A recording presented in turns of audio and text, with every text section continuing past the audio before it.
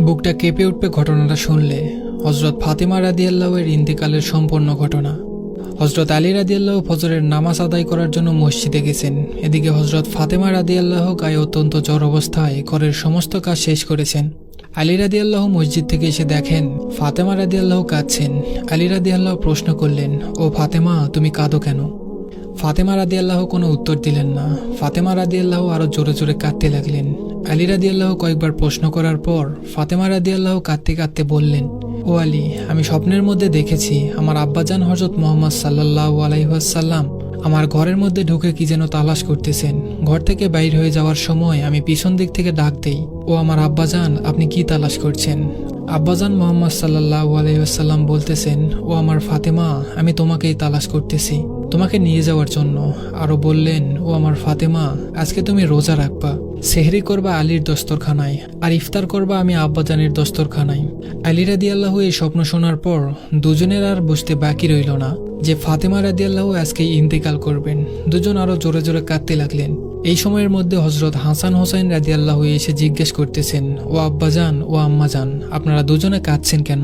ফাতেমা রাদিয়াল্লাহু এর একটা অভ্যাস ছিল, যখন হোসাইন রাদিয়াল্লাহু কোনো কাজে বিরক্ত করতেন তখন দুজনকে নানাজানের কবরের কাছে যেতে বলতেন। আজও ফাতেমা রাদিয়াল্লাহু বললেন, তোমরা দুই ভাই এখন নানার কবরে চলে যাও। কবরের নিকট যাওয়ার সাথে সাথে কবর থেকে আওয়াজ আসলো, ও আমার আদরের নাতিরা, এই মুহূর্তে তোমরা আমার কাছে কেন এসেছ? আমার কাছে তো সব সময় আসতে পারবে, এখন যাও, যে তোমার মায়ের চেহারার দিকে তাকিয়ে থাকো, আজকের পর তোমাদের মাকে আর পাবে না। এই কথা শোনার পর দুই ভাই কাঁদতেছে আর দৌড়াতে দৌড়াতে আম্মার নিকট চলে গেলেন। এসে আম্মাকে বললেন যে তোমরা দুজনে কেন কাঁদছো আমরা বুঝতে পেরেছি। নানাজান আমাদের সবকিছু বলে দিয়েছেন, আজকের দিনটা তোমার জন্য শেষ দিন। নানাজান তোমার চেহারার দিকে তাকিয়ে থাকার জন্য আমাদেরকে বলেছেন। বিকালের দিকে হজরত ফাতেমা রাদিয়াল্লাহু এর শরীর বেশ খারাপ হলো। ফাতেমা রাদিয়াল্লাহু মৃত্যুর পূর্বক্ষণে আলী রাদিয়াল্লাহুকে তিনটা কথা বললেন।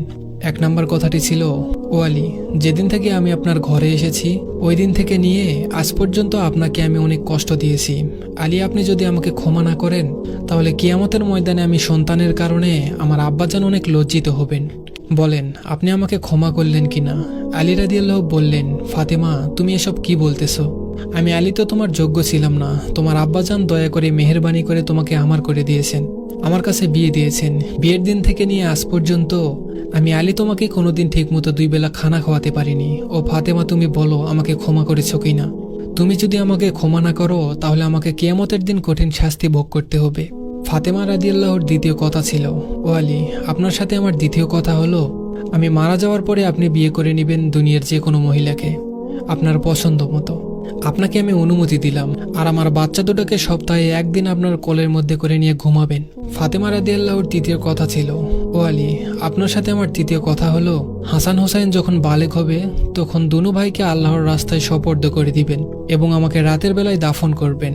হযরত আলী রাদিয়াল্লাহু বললেন, তুমি নবীর মেয়ে, আমি সবখানে খবর দিয়ে তোমাকে দাফন করব, এতে সমস্যা কি? হযরত ফাতেমা রাদিয়াল্লাহু বললেন, আমার কাফনের কাপড়ের উপর দিয়ে সবাই অনুমান করবে যে নবীর মেয়ে কতটুকু লম্বা ছিল, এতে আমার পর্দা ভঙ্গ হবে।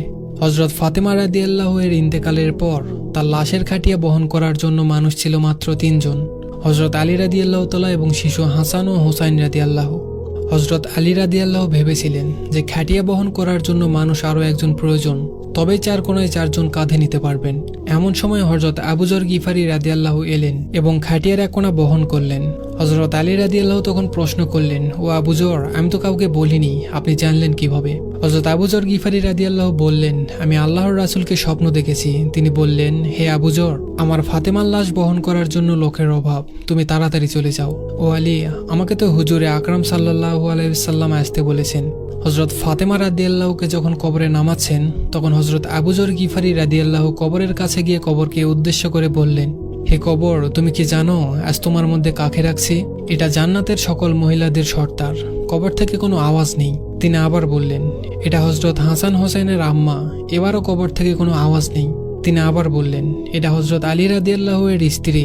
এবারও কবর থেকে কোনো আওয়াজ নেই। তিনি আবারও বললেন, এটা দোজাহানের বাদশার মেয়ে। খবরদার, কবর বেয়াদবি করবে না। আল্লাহ তাআলা কবরের জবান খুলে দিলেন। কবর বললেন, আমি অন্ধকার ঘর, আমি সাপ বিচ্ছুর ঘর, আমি এমন একটি ঘর যার মধ্যে কোনো বংশ পরিচয় কাজ হয় না। আমি দোজাহানের বাদশার মেয়ে ফাতেমাকে চিনি না, হযরত আলীর স্ত্রীকে চিনি না, আমি হাসান হোসেনের আম্মাকে চিনি না, জান্নাতি মহিলাদের সর্দারনিকে চিনি না। আমি শুধু চিনি ঈমান আর আমল। আল্লাহ তাআলা আমাদেরকে ঈমান এবং আমল নিয়ে বেঁচে থাকার তৌফিক দান করুক। সবাই বলি আমিন।